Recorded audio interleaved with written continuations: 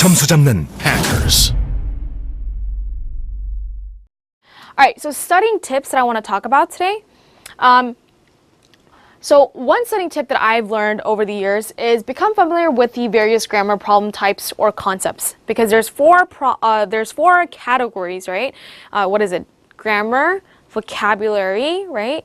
And then graph and context, those four, right? But underneath the grammar, there's 7 that we just looked at just together, just now, right? And you want to become familiar with this because when you get the question on the test, you want to immediately be able to connect those dots, being like, oh, this is an ambiguous pronoun question. Oh, this is a modifier question, especially like dangling or, misplaced modifiers. You have to differentiate between those two, right? Or, oh, this is an improving or combining sentences question. And once you click that, once that clicks in your brain, like, oh, this is asking for avoiding ambiguous pronouns, then it's so much faster. Like solving the problem becomes so much faster and so much easier too, because you start eliminating choices that are clearly off topic, right? And so this is the process of elimination that I'm talking about. When you have A, B, C, D, and you know it's an ambiguous pronoun question, for example, then you're like, oh, this is not anything to do with ambiguous pronouns, so it must be A or C. So you can like narrow your answer choices down really quickly once you figure out, what type of problem it's asking for underneath the grammar category, and it just saves so much time. When solving practice problems, just develop a habit for yourself by writing the problem category or grammar problem type. So if it falls under grammar, just write grammar, and then if it falls under modifiers, write modifiers, okay? When you're practicing, not on the actual test because then you'll run out of time, but when you're practicing to familiarize yourself, right? Number 1, solve problems while reading the passage. What do you guys think? Yes, it's a great way to save time. If you read the whole passage and then start solving the problems, then as you solve the problems, you're going to have to go back to the passage again, right? And then that's going to cause double the time that was originally you could have spent.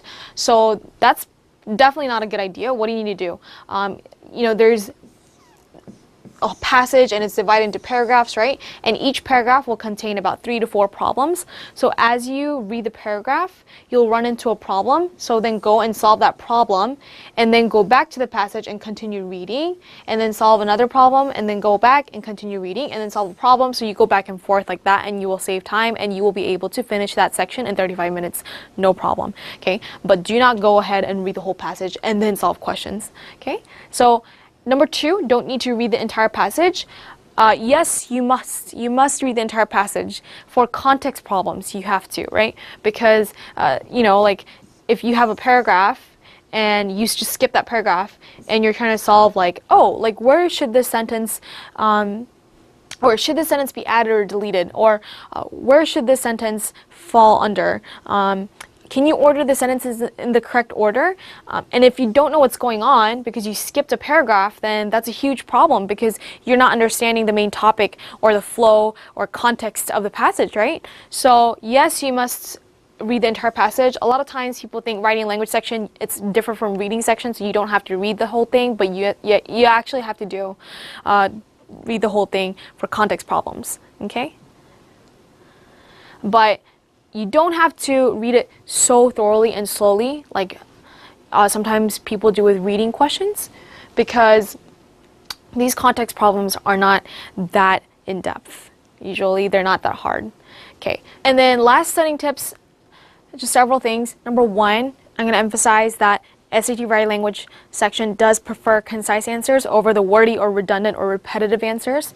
Number 2, formality, which is the opposite of being colloquial, right? Have you guys heard of colloquial phrases or answers? Basically, they sound like slang or you're talking to a friend, right? But writing language section is a formal test, right? And so they are testing whether you can choose formal writing.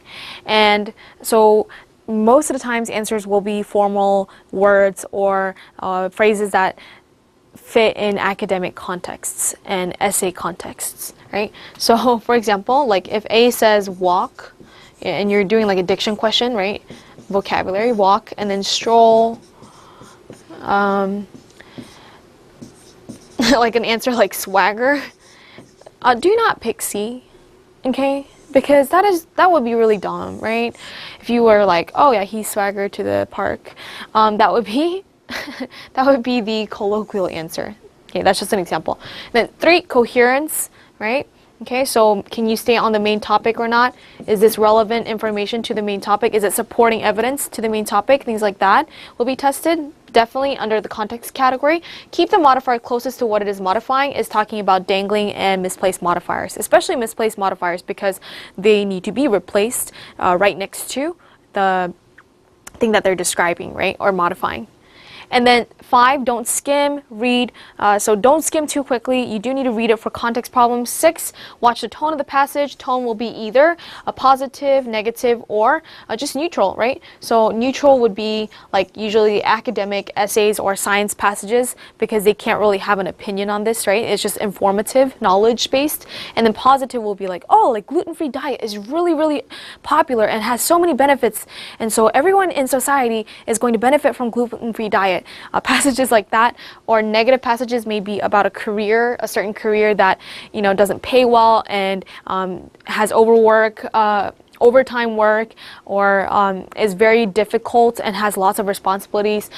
So the reason you need to know the tone of the passage is because when you have diction questions, so vocabulary questions, sometimes it's really helpful if you know the tone of the passage overall, what the author is thinking or what he's feeling about, he or she is feeling about the topic. So if it's gluten-free diet or something, or if it's like a new policy, okay, and say like, the townspeople accepted the new policy.